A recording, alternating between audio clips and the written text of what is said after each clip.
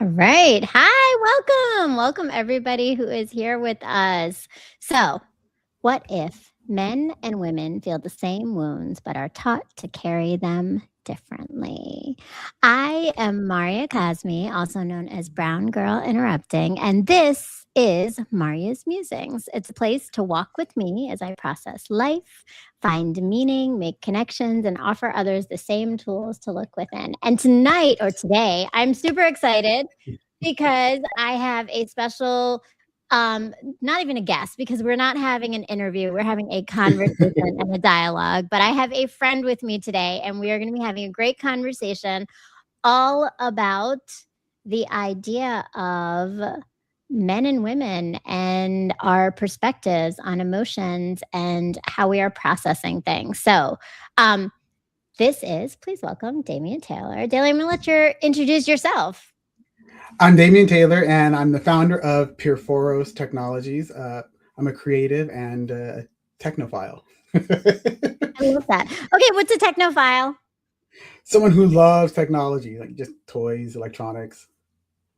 I love that. I love that. I think my dad might have been a technophile. Now that you've given me that name, now I know how to describe my father from here on out. His dad was a technophile for certain. Before, like, it was really like super digital stuff. He was all into it. That's a whole nother story.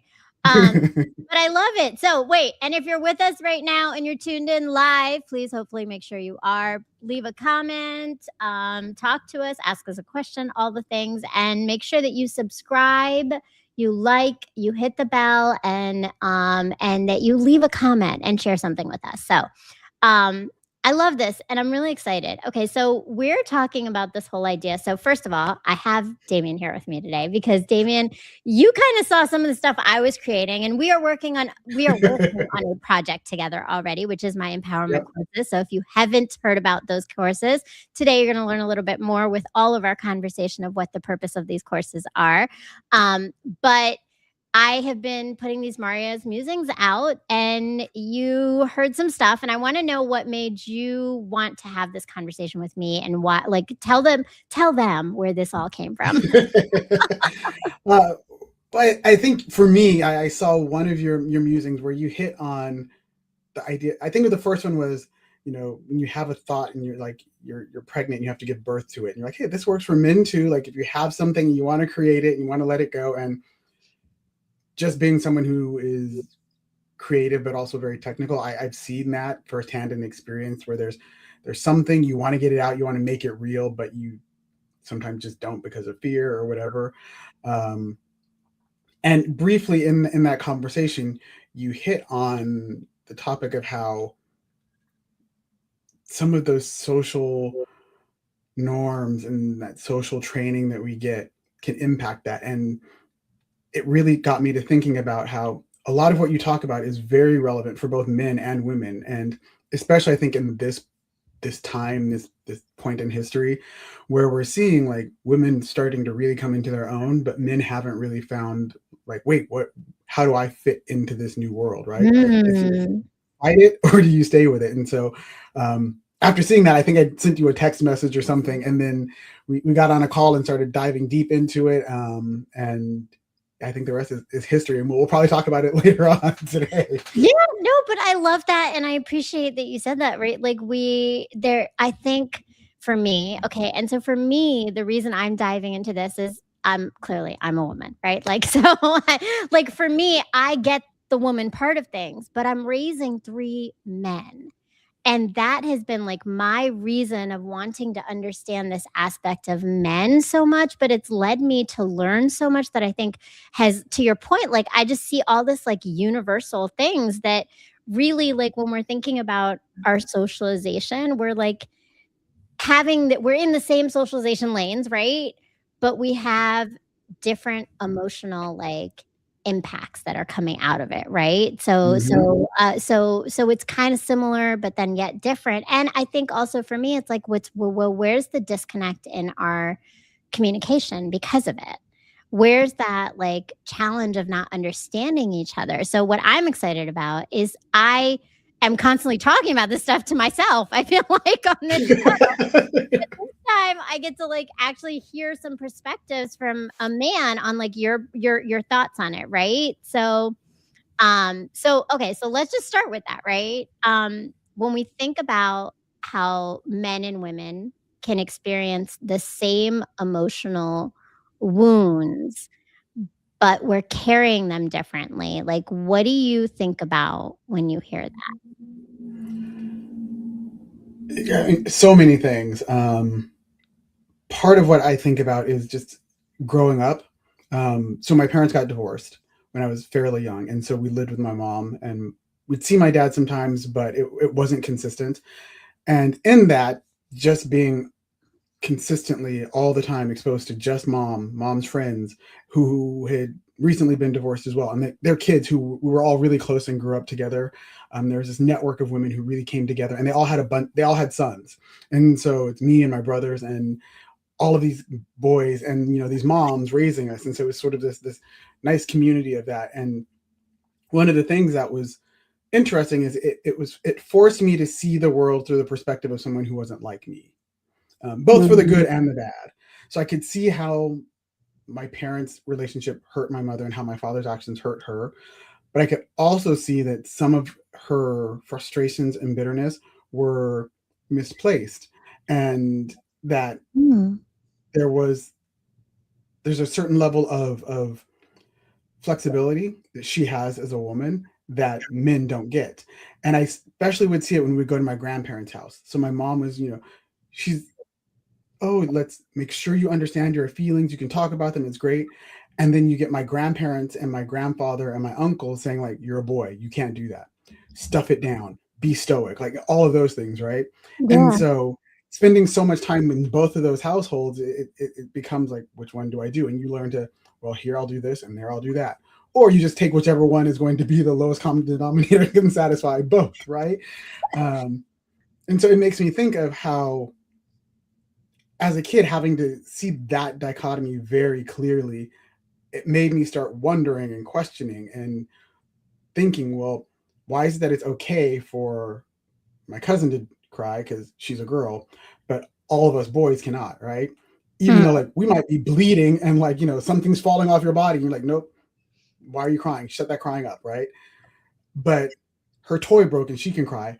I'm literally injured and I'm not supposed to cry. Like those two things just Yeah. seem really kind of odd to me, right? But then I'm also the oldest in my family, and so I had this really weird position where normally, at least growing up in my family, the oldest girl took care of everything else. Like she was the one who would help and assist, but there was no oldest girl. It was all boys until one of my cousins who's like 10 years after me. And so by that point there's a whole bunch of boys, and I had to take on the responsibilities that would have been normally like the oldest girl.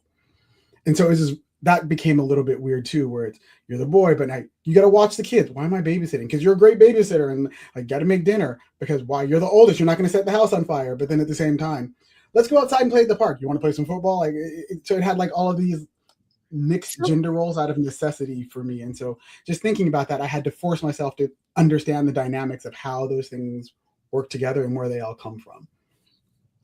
that's so wild. Like, I love that you're able to go back to like thinking about those dynamics. But like, I think like I always wonder, like, so then, I mean, it seems like it was like these two different pieces of yourself. Like you're living almost dual spaces, like navigating it. So like as you started to get like older, like I guess it's a so I don't want to make this an interview, but I have so many questions.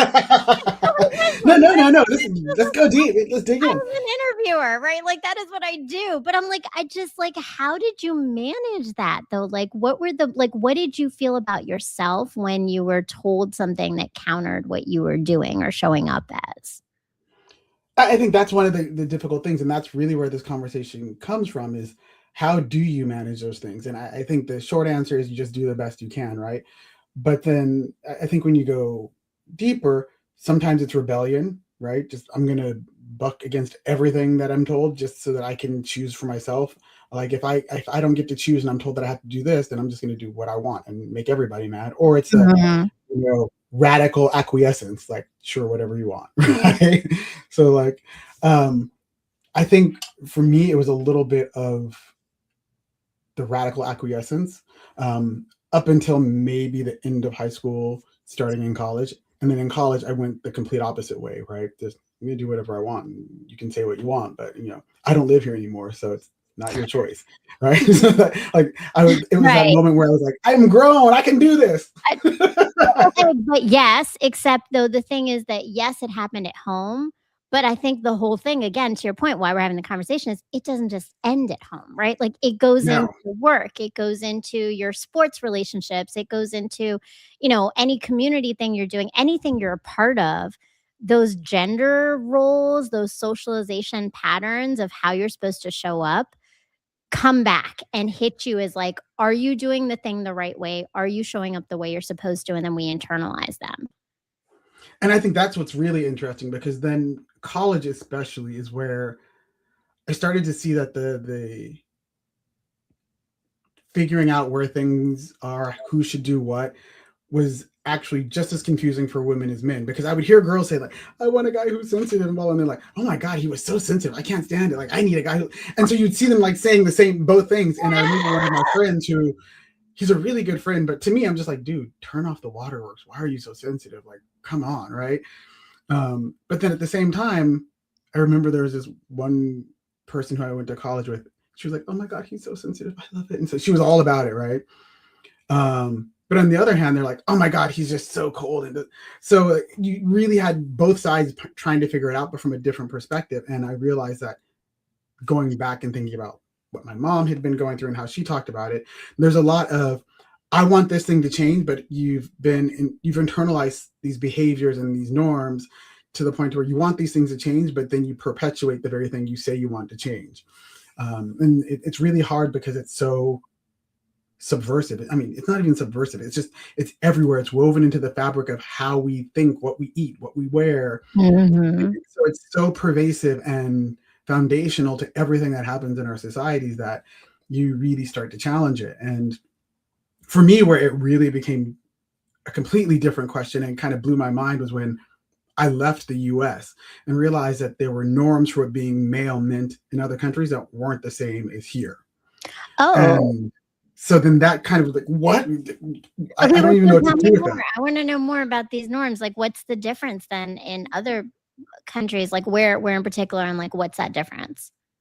So when I moved to Spain for a year and a half, and on the surface it didn't seem that different, right? And everyone's like, oh, the Latino machismo and stuff. And yes, that exists. But at the same time, it was very common. Like one of my best friends still to this day, like, oh, you see your best friend, he gives you a hug and he would give you a kiss. I was like, wait a minute, guys don't do that. But Mm. he was just a really genuine person. And it wasn't just him. My roommates are like, hey, we love this song. We just watched soccer, and everyone's hugging and dancing together, right? He's like, oh, let's go dance. It's like, it's two guys, and they're not dancing with each other, but they're dancing with each other. And like, Yeah, oh, look, yeah, there's some girls over there. Let's go over there. And they were just small things that don't necessarily happen the same way in the US that they did there. But that's so interesting because I think like so you talk about like there's the message of machismo and that like outward almost like belief, but then the physicality is different, it sounds like. And there's like Yeah. this comfort of it's almost like the level of machismo you may have or like or whatever masculinity um is like is able to give you so much like girth that you can I don't that's probably not the right word, but in context. But you know what I mean, right? Like, Yep. but so much leeway to show Yep. up in like your total fullness of, yeah, I'm gonna give my guy a hug and kiss him and like slap him on the ass, whatever it is, right? Like it's Yeah. okay because I'm at that level of ability of being so macho. Like it's like it sounds like there's that balance almost, which is interesting. And I don't know if that's what you saw, but that's what I heard just now. And like I don't even know if it's balance or if it's just cultural, like what's accepted. Because I remember a friend's dad. We went to go visit over, I think it was spring break or something, and his dad saw him and gave him a big kiss, and he was like, "Oh, Dad, the kisses." He's like, "Your mustache." He's like, "You shut up, boy. You're never going to be too big for your dad to give you kisses, right?" That's something that I would never hear here, right? Like Yeah. my dad freaked out when he's like, "I heard that this boy, his mom let him sit down to pee." Like he freaked out, like that's not good. I was like, well, I mean, what if he just didn't want to miss? Yeah. I mean, Maybe she just didn't want to mess in her bathroom. right. Like, and after having my own son, I'm like, that's legit. I was like, dude, the toilet's right there. How did you miss it? Like, it's right there. So, but I think there are just certain norms. My dad freaked out when I got my ears pierced. Women get their ears pierced. Not today. Mine are, right? So he's like, well, could you just do one? Why'd you do both? Because I felt imbalanced. I don't know. Like, I just wanted to. This was in college, of course, but I think you just start to see those distinctions. And then one of my best friends in high school, and like we went to college together, was Korean. And I spent a lot of time with my friends from Korea and a lot of my Asian friends. And one of my friends, her brother was a K-pop idol, like in the 90s, like before now. But like even then, the idea of what's an attractive man was he was wearing makeup and he was very pretty, right? It wasn't like macho man. It was, and like he may have been rapping and doing whatever, but he had on eyeliner and eyeshadow and lipstick, like just the whole nine.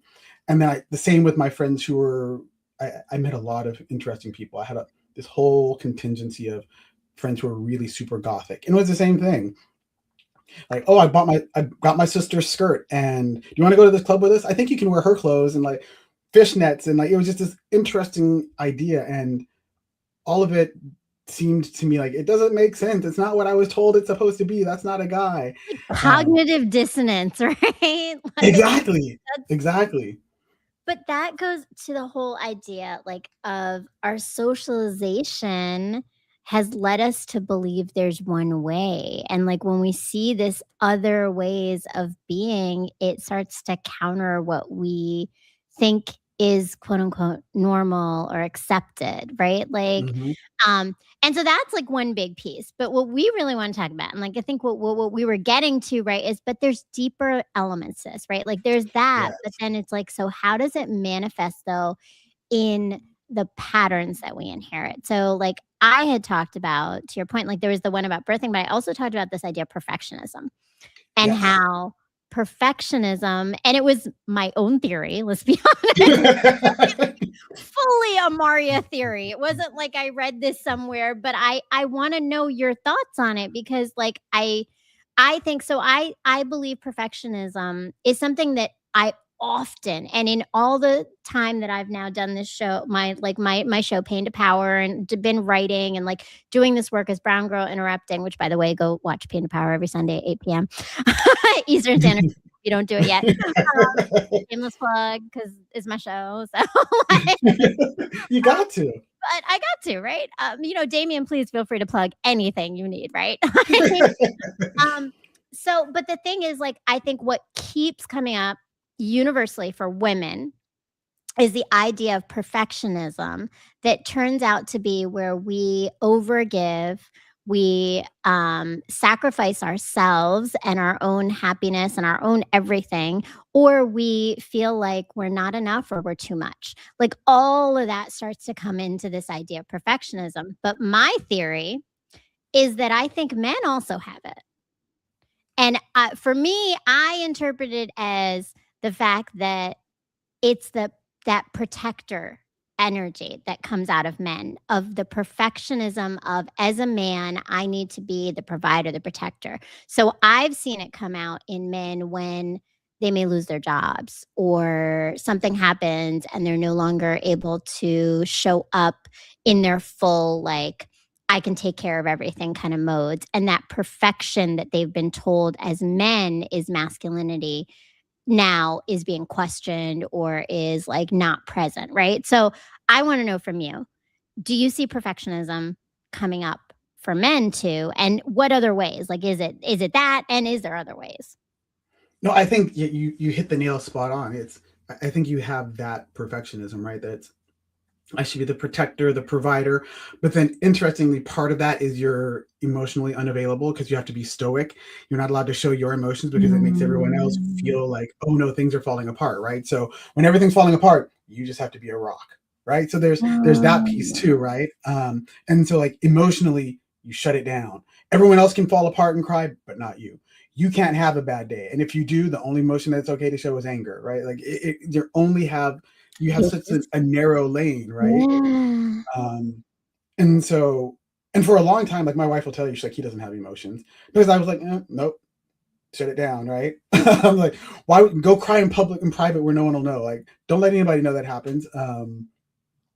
But I think you see that, and now it's changing, because I think there's also the perfectionism of sort of your outward appearance too, right? Like you're expected to now, like, women are supposed to look this way, men are supposed to look this way, and we're seeing those more rigid definitions of what men are supposed to look like and how physically fit they're supposed to be and how to maintain that, starting to creep into the idea of masculinity. You should have big biceps, big bulging chest, you should be tall, you should have a really deep voice, like all of these things, right? And you need to have six packs, because if not, women won't like you. And it's always in reference to like getting a partner. And then you should be stoic still. And so there are all of these things that typically were associated with perfectionism for women that are now overlapping with men, and the current dynamics of what men have with, like, you're still a protector, you're still a provider, you're Right. still the stoic one.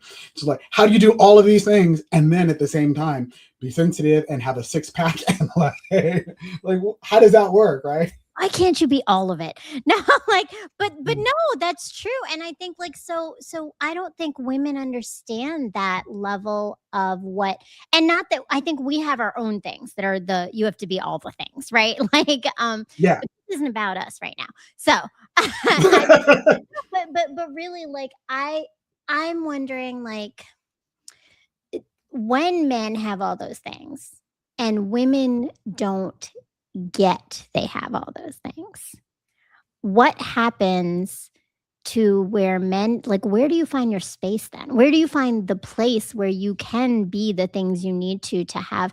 I think the big thing for me, and I talk about this a lot in the course, is that we have to find some space where we give ourselves grace, where we allow ourselves to feel all the feelings in order to unpack them and recognize what's really ours and what's been given to us. So Hmm. where does that happen for men most comfortably, I guess, maybe? It's interesting because I don't know that there's really a space that's universally the place for men to do that, right? Sometimes it could be a barbershop, sometimes it could be at a sporting thing. But if I think about, like, we had a friend several years ago who was married and then found out his wife was cheating on him and was getting a divorce, and she was cheating on him with someone that they worked with, who we knew, and he'd been brought into our friend group, and like we had been picking him up to like take him on trips with all of us, like and like it was really, it was messy and it was bad. And so my friend Mm. was like kind of really crushed. And the interesting thing is, at first we're like, we'll go get him drunk and get him laid, let's go, right? um but then when we got there, he was just kind of like, guys, I don't know what to do. And for the first time, it was like, we've known each other since freshman year of college, so it's been almost 30 years, right? So there was a certain level of freedom of expression there that we don't normally get.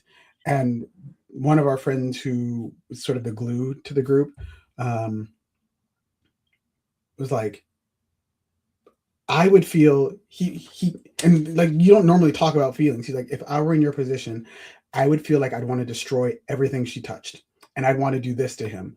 And he's like, but you remained so calm. How do you do that? And so then we got in this whole conversation around feelings. And he was like, I'm hurt, but I also don't want to destroy her, because that would destroy me. I want her to be happy, but I don't think she had to do it at my expense. Right. Mm. And we ended up like, at that point, then we're like, we're drinking. And then it's like well, let's talk about our feelings, man. Like, but there had to be like that social lubricant to some extent. Right. It wasn't Yeah. something that was just gonna happen. And I think that was something that was like 20 years in the making. We wouldn't have done that in high school. We wouldn't have done it in college. It wasn't until we were older and all married and some people had kids that it was kind of like, well, I mean, we're getting old. Why do I care? Right? Like, we were Right. able to do that. And I sounds like then there's a trust thing there too. So I guess maybe the question is not where, it's more of like or when. I Who? think it's like I wonder it's who and like what are the conditions? Because I think we again going back to like so much of this with socialization and being able to be our full selves is we need to have the right conditions in place. So what are the conditions that men are needing, requiring, asking for to be able to feel free enough to say those things, right? To Yeah. process them, to share them, to allow a space for someone else to share them, right? And I think you hit the nail on the head again. It's trust. There has to be someone who you can fully trust. I saw an Instagram video about this woman's like, oh, my man, he comes home and he's not sensitive and he does blah blah blah and I don't like it. And so the guy on stage, interesting, he's a rapper. I forgot who it was. Said maybe it's because when he comes home, he doesn't have a safe place. He has to still be on for you, and he has to be on when he's outdoors and he's at work and he's just in the store, right? So when you should be his safe place, you're not. So he goes somewhere where he can find that safe place, and it's not you. And Mhm. she was like, "What?" And I started to think about it, and I know that so many men are one of the things that is harmful to them is the idea of this trophy wife or girlfriend. Like your your partner is a prize and like an item or an object to be possessed and to be shown off, that kind of thing, right? Mhm. And in that sort of thinking, you don't necessarily get the person who's going to allow you to be vulnerable, to allow you that moment to let down your guard before you have to put it back up and face the world again, right? And so if you think of that person who has their guard up all the time, even at home when they're supposed to be like the most protected and safe, right? They're not. And so you find people looking for it in other places, or it ends up being just suffering, right? Like you mentioned, like giving too much of Suffering. yourself Right. and like do it until there's nothing of you left. And I think that's something that really does happen. And I saw it with my grandfather as well, how he was that way until he hit about 70. And then when he hit 70, suddenly he was like super nice and like he gave you hugs and like my mom was even like, this is not the man I grew up with, because the man I grew up with I wanted to kill, but this one I don't know who he is. Um, but he's like, I'm old now, I don't care, I can say whatever I want. And that was like he got to a point to where it didn't matter. And Mm. I want people to, I think it'd be important to help men get to that point before they're 70, right? No, yeah, definitely, right? So you should come join the course, Empowerment Unlocked, because that's what we're going to be talking about is how do we get to those points before we're 70? I want to just point out, well, two things. One, I think it's quite telling that as men get older, they get more, they like your example, right? There's a comfortability of being more open. Women, we get older and we just get meaner. Like, we get to the no fucks given anymore stage by like 50, Mhm. and then like we will just tell you exactly what we feel, no holds barred, because I think that women have been holding it, we have holding a different part of like that pleasing people thing, right? Like we show up with the pleasing people, not necessarily the holding back our emotions, but we show our emotions, but we're still pleasing people, and then like by then, we're no longer. But you bring up like the trust thing. I want to unpack that a little bit more. Um, because okay, so full disclosure, it just came from my therapy appointment. And On the oh, way to mine next. right, and you're on yours next, right? Like, but so trust, the idea of trust came up, and she asked me, well, what does trust feel like or look like to you? And I had to think about it for a second, but when you said it just now, and I think this is the thing that becomes a disconnect between men and women, is that are we looking for trust even in the same way? So do you think men see trust in the same way women do? I think both see trust in the same way, but the way that men test the waters is different than women, right? Mm. It's the I'll say that one thing that's a little bit vulnerable and see what you say, right? And depending on what you do, like one false move that you don't get a second time. You might, if you're lucky, you will, but most of the time, if you don't, the first time, oh, yep, nope, can't trust you, done, shut it down, it's closed, it's sealed off, Oh, go for somewhere else, right? okay. The likelihood of trying to try it again is small. I mean, I think we talked about this the other day. One of the things that's really telling about the idea and the notion of masculinity is that it's really hard to attain, but really Mm. easy and really fragile, right? So it's easy to lose it and you can break it in a moment. So you've done all these things, and so you're always on guard protecting that one piece, because if that one moment you're vulnerable, you're like, oh wait, you're crying, why are you crying, are you man up, right? Like, oh sorry, shut it down, not gonna happen again, right? So I think there Mhm. are these moments where you test the waters And in one false move, nope, never mind, can't trust you. Keep going, right? Just hold it. Like I've been holding it this long. We'll see what happens next. That's interesting, but actually that makes so much sense in all the experiences I've had, right? Like, and I guess it goes back to socialization. Like, there's something that what women give so many chances. Like we also have issues with trust, but we'll be like, oh, I don't trust you, but I'm going to give you another chance, right? Like, I don't trust you, but I think maybe I'll like, and we do it over and over again. But men, no, y'all are like, nope, that's like, for the And most if you think about it, it's interesting. One of the things that I don't know that women realize is the amount of influence and power they have in how men behave and what they do and why they do the things that they do. So I think a great example is, oh, when I wear this cologne, women give me attention. Something really simple, really small, but it works, right? Or when I say this thing, women respond to me positively. I wore that shirt though, and someone said it looked like I beat up my little sister and stole her clothes. So I'm not wearing that anymore, right? So like you start to get like these things like women like this, women don't like that, and men start to behave based on that. And even when women are younger, they there's an ability for women to be cruel and not realize it because they assume that you're a man, you don't have feelings, you can take it, you're strong enough, kind of things, right? So they'll Mm. say little mean things or little digs, and guys are so just stoic and like, oh, whatever, right? And sometimes you do just roll, it just rolls off your back, and you're like, whatever. But then sometimes you internalize it, and you're like, okay, I got to change that so that no one else can say that to me again. And so there are these little things, and I think so often women assume that men are just brick walls, and so it'll bounce off or like whatever. And but in reality, what they're doing is gradually in small bites internalizing those things, right, and adjusting their behavior accordingly. And I don't know if women realize that. Like men probably won't tell you this, but like I'm married, I don't care. I'm not. What do I got to lose, right? Giving the But secrets away. Well, no, I appreciate that. No, but I think that's like that's a really good point. So it's like you're collecting data. Like men are constantly collecting, which makes sense because y'all are very analytical people to the most part, right? Like a little bit more analytical than emotive in many ways, right? Like so collecting data on but I yourself, don't know that people's that's the responses. default for men or not. And so there's a psychiatrist who I was reading, like having a son has made me think about things very differently, right? And there's this psychiatrist who was talking about how he looks at like the development of little boys to young men to adult men. Mhm. And when you look at boys as children, they're by far more emotional and volatile than little girls are. They're all over the place. They're like excited, they're mad, they're crying, and they're just everywhere, right? Little girls can kind of control themselves a little bit better, but Mhm. they're also taught that it's okay to show their emotions. And he pointed out that there are kind of like these big milestones where you start to see men shutting down. The first is kindergarten. It's 5 years old. They're told to go to school. They have to behave. They have to sit still. They have to be quiet. And they start interacting with other boys and other kids. And then the next is usually around sixth or seventh grade, right? That's when it's like, okay, girls are coming into it. You have to be stoic. This is what manhood is. And then the last one is around 15.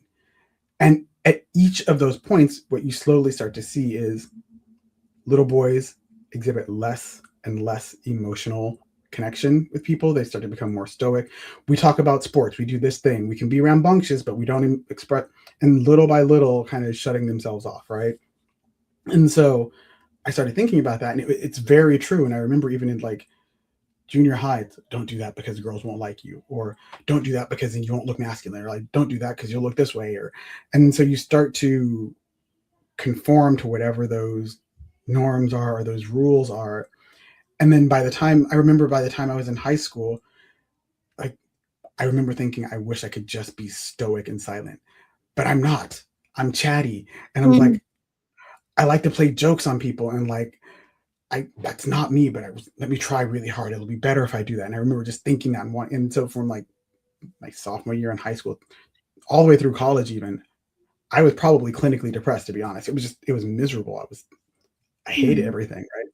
But um, I learned a lot, and it forced me to look inward and kind of get to know myself better. And fortunately, I've never had a problem being by myself. I actually enjoy it sometimes, well, a lot of times. So I think it's helped me to kind of just watch the world around me and kind of look at how I interact with it and see things differently than most people. But all of those things force a certain amount of socialization. And then later on, it's reinforced by men thinking like this is what a woman should be to complement what I'm supposed to be. And then women thinking this is what a man should be to complement what I'm supposed to be. But Right. now that those definitions are changing, there's a what do we do about it? Like right now, when I do drop off in the morning, most of the people, like it's about 60%, 70% dads, and the rest are moms, which is, I never saw dads when I was going to school. Like Yeah, that dads didn't drop off. It was just mom, mm, right? But now we have this dad crew and we're like texting each other and we hang out. And it's like, it's a totally different beast, right? Um, that wasn't a thing before. Or like mom no. didn't go travel for work. One of my friends, his wife's been traveling for 2 weeks and he's been alone with his two daughters. And he's like, oh, I got to school. And like, he's doing the thing, right? There's no way my dad would have called reinforcements, would have had both sets of grandparents. And like, they would have, just take them to your house. Right. No, I mean, I remember, like, when I first had kids and my kids were young, I remember, like, that was the joke, right? Like, dads don't know what to do, and I will say, credit to my ex, the one thing is that he definitely did show up with it. He knew how to change diapers, he knew how to make food for the kids, like, he wasn't incapable, but that's, like, a thing for a long time. That was, like, the running joke is men don't do, and that's only, like, a few, I mean, my kid's, like, 20, right? Like, 25, so Yeah. I feel like, 20 years ago, that wasn't a common thing at all, and it wasn't the cool thing for men, like, it wasn't a thing, whereas I feel like now it definitely has shifted, but there's, so there's like there's the ways we've been socialized and told to be, and then there's the ways that, like, we have to adapt to the fact that no, because I think people are waking up to, but that's not the only thing, right? Like, dads are very much involved in their kids' lives, right? Like, dads can very much do all the, I mean, like, I think about my boys and I'm like, well, my boys, like, my son cooks more than his wife. Like sometimes, well, not, she cooks too. Okay, I know this is gonna go, Yeah. she cooks too. Everybody cooks, but he cooks, right? Like, he makes meals and not just like, oh, it's, I have to make something, like, plans a meal out, does elaborate meals, food to his, like, he takes food to his army base or Air Force base and feeds people, like, like, but that's not the environment he was raised in necessarily, right? Like, so it's just, I think people are forging their own path still, right? Which is cool because we're adapting, but then I think I go back to, like, what you were saying about how you felt in high school, and thank you for pointing out those, like, those milestones, like, that was really powerful. I had never thought about it like that, but as you said it, I'm picturing all 3 of my boys in all 3 of those ages and moments and can see exactly what you just mapped out, right? Like, and but how often does that suppression of self then lead to depression, or it leads to some kind of, like, even volatility at times, right? Like, there's different Mhm. things that it can lead to, so that's, and then another pattern that we're socialized into that needs to be unlearned in some way. So what would you say helped you to stop doing that? I know you, like, talked yourself through it a little bit, but are there other things that you did to get through unlearning of that? I think for me, it was when I left the US and lived in another country. So the ways of interacting were different. I mean, it was even at the time in the 90s when I went, like, it looked a lot like now. Baggy pants were really popular. So the baggier the better, right? When I went to Spain, it was the opposite. And guys were wearing like really tight Levi's. And I'm just like, no, that's not masculine at all, right? Can see way too much. And like trying to buy clothes and realizing that I'm not going to find clothes here that aren't that. So what do I do? Right? um, but understanding, then starting to realize that, hold on, if this can be the thing here, and then that's the thing over there, how do both of these exist when they seem to be to some extent at odds with each other, right? Um, and really then making really good friends who were open and who you can have those deep conversations with. Um, it was an odd experience because I was always like, "What are you trying to get from me? Like, what's wrong with you? Why are you telling me this stuff? This is weird, right?" Mhm. But then slowly, without realizing it, I started to become acculturated to that sort of behavior, right? Because all day, every day, that's what I was living. That's who my roommates were. That's who my friends were, right? Mhm. And coming back home, then it was a weird kind of like affront to like, why are you guys this way? This is so like brutish. And um, but in doing that, I realized that wait a minute, this seems like it's all based on who's around you, on what people say you should be doing versus anything that's sort of like a true and right natural law of any sort. Mm. Um, and so I think it was just being taken out of my environment and being made into a fish out of water that made me have to see things differently because I don't have anything to cling to. I have to kind of float and go where I'm, most able to survive in that scenario. Mm. But you're pushed into it a little bit more. But so Hmm. I guess and then for those people who are in these spaces right now, maybe watching, maybe listening, right? Like there's gotta be some other ways though, because we can't always change our environment, right? But what we Yep. can do is there's some internal things we can do. There's some patterns we can start to examine and think about, right? Like, and there are some changes that we can make. So like is there I always start with so in the course, we talk about the idea that we begin with our mindset. So the framework is return and we've remembered, we've examined these things, right? Like, and then Yep. we transform our mindsets. What might be, when you think back now, as a man, one of the mindsets that needs to shift to get men to feel that they can show up in their authenticity, whatever that means for them? I think probably the most powerful thing for me, and I think potentially for anyone that you could do is asking why for everything. Question everything, right? So I'm going Mm. to wear this shirt. Why? Why this shirt, not another one? And, Mm. and, and That's a and I powerful don't, and you don't need to go that deeply, but sometimes I realize there were clothes in my closet that I just didn't want to wear. Like I don't want to wear that shirt. Why? Kind of small, and I didn't know, or like it's uncomfortable, or so. Then I was like, why am I holding on to this stuff? Just get rid of it, right? And so I realized if I was doing that with things in my closet, what about in my life? Like oh well, why am I doing this? Or I can't do that. Well, why can't I do it? What's Mm. stopping me from doing it? And being willing to ask why is it's hard because sometimes you'll have to admit things that you don't want to admit to yourself, but you at least start thinking about it, right? Like, why am I working so hard to get a six pack? It's like because when I go to the beach, I want girls to look at me, right? So okay, well that makes sense. But what if you don't have a six pack? And then you can start to ask the what if, right? And the what if is where possibilities happen. And so, but you don't get to what if you never ask why. Right. And then you don't get to understand yourself if you're not asking why, right? Which I love. Yeah, I like that. That is so simple and real and like and universal because we can all use it, right? Like I yeah, mean women too, right? Like why? Why? And I think that is like one of those things, right? Like why am I exactly doing this? Who is it for? What is it for? What's the purpose? Why am I saying this? What do I want to get back from this right now, right?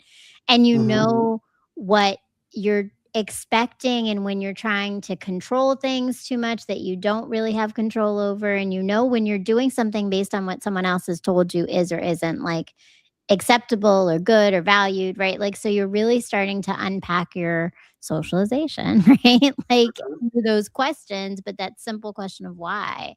I really like that, Damien. That's awesome. I'm a simple kind of guy. Like I realize if I break it down and make it as small as possible, I'm more likely to do it. Wait, okay, so now aren't most men simple? I had a friend talk to me yesterday, he was like, "We're just real simple people. Like, we y'all make us more complicated than we are." I mean, do you think that's like, is that real? Like, when women I just think it is though. overcomplicate what we think about men? I think it is because I mean, just when I talk to my friends and we're like, just do what works until it doesn't work anymore, and then you do something else. Like that's it, right? Like why make it more difficult? Like I do know a couple of guys who are just way more complicated than they need to be, but then they're always in their heads and like I got to go write about this now. Like they have their own space, right?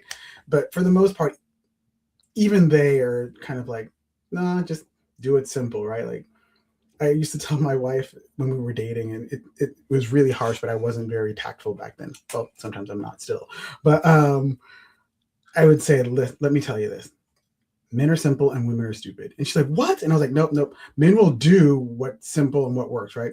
Women know better, yet they still try to do things to please men. And I was like, So it's not that like they can't do it. It's not like they don't know better. But they'll just do it anyway. And I was like, that's stupid. But they can. The good thing about being stupid is you can fix it, right? And then the good thing about being simple is that, well, if you assume that you're simple, you can always ask someone to, hey, can you think of it in these terms for me? Or this is how, like, you can, if you're simple, it's easy to communicate with everyone. If you're too complex, then people may not be able to keep up with you, right? It's easier to be simple and kind of talk to someone who's really complicated and advanced versus being complicated and trying to distill something down. Yes, I know that very well. Might be my life story. The complicated, trying to always help other people understand me. But then that goes back to like the why. Like we need to start asking ourselves as women the why, because why are we doing the things we're doing that we know we shouldn't be doing, right? Like that's a big one. And I think sometimes it's reading intent where there is none, right? Like there was this woman I used to follow on TikTok, and she We're was the really worst at finding, that. why did he left that glass there on purpose? Because he knew I couldn't get to this other thing until I finished washing those dishes, and he doesn't really care. And she made this whole story about it. And she's like, well, in actuality, like I talked to my husband, he was like, oh no, I thought I'd come back for it, so I just left it there and I forgot. She was like, what? Like she thought she had this whole story in her head, and it was literally like I was going to come back for it and I forgot, right? And so, but I think men do that in other ways. It may not be necessarily the same in relationships, but it's sometimes in the competition with each other, right? It's always okay, he's my competition. I got to make sure, like, we're friends, but we're not really friends. So I got to make sure that I'm on guard because just in case he might want to do this. So it's always like a chess of one-upsmanship, and so you're doing that, but it's just in a different space. It's more in a competitive perspective, from a perspective than like not trying to interpret someone kind of perspective, which women do. Oh my God, Damion, you know me so well. Damn, all those things. But our whole thing, you're very right with the intent thing, is how many arguments have women created. I'm thinking of like multiple conversations I've had with people in the last few weeks, and I was like, oh shit, that's exactly what I did. I thought intent and went like a whole nother direction of what I thought might have happened, or what I thought the conversation was, or what the situation was, and like it just, it was nothing like that. I was like, nah, I was just tired, right? Like I was like, wait, what? My wife and I used to get in arguments all the time, and it was like I would, in my head, like, I said what I meant. Like, that's exactly, but she would read more into it. I feel like you're judging me from, I was like, why would I be judging you? And then in my head, I was like, why are you crazy? You're so crazy. And so like, we both now created this narrative about the other that's totally not true. And then one time, one of my therapists was like, how about we do this? Anytime you're going to get in an argument, you feel like that's happening, stop yourself. Don't justify, don't do anything. Repeat back what you understood. And just repeat it in very simple terms like, okay, so what I'm understanding you said is this. Am I correct in that? And they're like, no, what I meant was, oh, okay. Because sometimes I would interpret meaning into, why are you being so crazy? Why are you just getting mad at me? I didn't do anything. But in her head, she's like, you said this thing and you must have meant something by it. Yeah. And in actuality, I'm just sarcastic, right? Like my son knows this now, but like she's like, hey, he's sarcastic. Your dad is just sarcastic, right? And she gets it. But when we were first dating and first married, that was not good. She's like, you don't really mean that about me, do you? I was like, of course I don't. She's like, can I believe you now? Why wouldn't you? So like but then there's learning people's patterns, right? Like learning those patterns too, right? And so it's funny, like when you just mentioned that, I thought about, again, like something we do that I've done in the course, or that I do in the course, is that like it's paired verbal fluency, where like literally we practice that process of like, how do you listen to someone else without wanting to jump in, to add your own thoughts, but simply listening and then saying back what you're hearing from them, right? Like that is a real practice that you have to like actually put time into, right? To your point, like I think your therapist is like that's that move, right? Like to really, like, I'm not listening for what I want to hear, I'm listening for what you actually said. And that's it. And not putting any of my own interpretation into it, but simply, these are the things you said. Here's the facts of what I heard. And it is really hard. it is really, really hard. So we have to put that intentionality and work into it. I have to admit, like the first time like I got through that with my wife and we didn't end up arguing, I was just like, wait a minute, we didn't argue. And she's like, we did it. We did it. Like, I mean, it's not to say that we don't have arguments. Like people have disagreements all the time, but it's not like the blowout, like, no, but you said, I didn't say that. You said that. Like that doesn't happen necessarily anymore. And so, but it took a while and it was kind of bumpy for a minute. It was like, wait a minute, hold on. Let me dial it back. And even just being able to be clear in communicating what you want, which is, I think some of the socialization prevents that, right? If you're a man, you're stoic and you don't communicate. You just sit, you grunt, you look. You can be angry, but you don't really say like, I feel. I remember for a while, like I feel was not in my vocabulary. I would not like, why would I say that? I no, that's state facts. If you want to argue with me, you gotta state facts, right? I'm still like that to some extent, but where my wife was like, my feelings, I'm like, nobody cares about your feelings. Tell me what's going on. Like, give me the facts, right? And so like we were arguing past each other because I'm looking for one thing, she's looking for something else. Yeah. What we're looking for, right? Like again, that lens of like what we want to hear, what we think we're seeing. Like we have to what is that quote? There's a quote that's we don't see things as they are, we see things as we are. Yes. Right. So I love that. Oh my God, this has been such a good conversation. Thank you so much. Like I'm curious now. I don't know if there was anything you were curious, like I know we unpacked men quite a bit here, but I'm like, do we need to have this about women or like, I talk about us all the time, I feel like, so I don't know. But I'm wondering, I think what would be interesting, and I don't know if we have time for it today, but is going through and kind of like I don't know if it's a Q&A session or if we just kind of unpack like how women perceive men, like seeing men through women's eyes. Because I think for a lot of men, me included still, it's a bit of most men will tell you it's a mystery. We're like, what do you want? I feel like you're changing your mind. Is this what you want? Or no, is it this? I don't know. Right. And that socialization kind of is a two-edged sword because, I mean, some say that women are the purveyors of culture, right? But then if that's the case, then they're kind of teaching, I want this, but your man should be that. And so how do you unpack And that? it feels contradictory, right? Yeah, no, Mm-hmm. I agree. That's going to be our next episode. That's seriously, come back on. Let's do it again. Like I'm definitely up for it. And if you're watching, please make sure you subscribe, you like, you comment, you leave a comment and let us know what resonated with you. Connect with us. And Damion, I want them to know what you're like. Where do they follow you? We're gonna put the links and everything in the comments in YouTube, so you have all of the connections to be able to follow me and Damion and see the stuff we're doing. But anything else you want to plug or talk about? No, I think this is awesome. Like, this is not something I get to talk about very much. Usually I'm talking about like, hey, I'm building an AI tool and it's going to do blah, blah, blah. Or I can help you use analytics to grow your audience. So being able to kind of talk about the people of it all is nice. I love that you did, because I would not have been able to get to the depths of this and all these layers that you unpacked. Like I learned so much today. So thank you so much. And for those of you who caught something from this in terms of socialization and patterns and unlearning, come join me. My courses, which Damion is partnering with me on for Empowerment Unlocked, will start January 22nd. The link and information is all going to be below for you to be able to join. They are 5 weeks. They're guided courses. It's all virtual and only $49 for 5 weeks for a limited time. That price is going to go up in January. So get your deal. Get your deal. Get the spot for yourself. Get it now.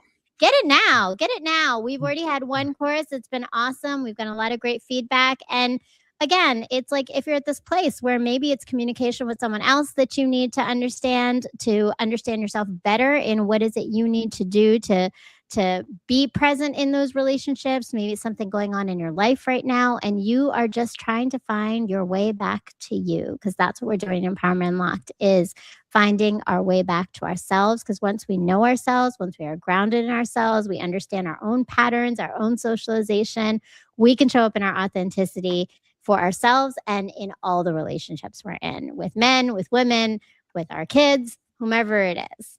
So, And I'll say, for any guys out there on the fence, definitely sign up. I can honestly say that having met Marya from the beginning, she's always been incredibly just welcoming and makes you feel really safe. I don't just talk like this with anyone, just so people know. I still have a moment where I could be a little bit like, I'm just gonna sit in the corner. But from day one, Marya has been really great and always been herself, and she really does walk what she talks, right? Like my mom would say, in order to be a friend, you must like in order to make a friend, you have to be one. And she did that same thing. Marya was like, I'm going to be vulnerable for you so that you can be vulnerable for me. And I think that says a lot. So know that you'll be in a safe space. Know that it's not going to be like super woo. It's just asking why, who, how do I get to this other place? And it's just about people being real people. Thank you so much, Damion. Like, I really appreciate that. And I feel honored that you feel safe enough to be that person with me. Because, again, to that point, I think as men, it's not easy to find those spaces and it's not easy to be that woman, those women who can give those spaces. So that means a lot for me to hear that. And yes, definitely, please come and join us. And it is a community. It's a community where you're going to be finding other people who are going to provide that space for you too. And yes, so thank you. Make sure you go and check that link. If you haven't done it yet, subscribe, like, comment here, and check out Marya's Musings. If I should go live again, let me know, because well, definitely Damion and I are going live again because we have a conversation Yes. to pack more on. So stay tuned for when that's going to happen. And go check me out on Substack too, because I have my writing that aligns with this whole return and the course with Empowerment Unlocked. So go check out Substack. Pain to Power every Sunday at 8 p.m. And this week I have Wink Loke, which I'm really excited about, talking about his journey as a man, discovering what leadership is in different stages of life. So you're not going to want to miss this conversation, not going to miss all the things. And follow me and Damion. Thank you, Marya. I can't wait to the part 2. Thank you. I'm excited for part 2. All right. Love and light, friends.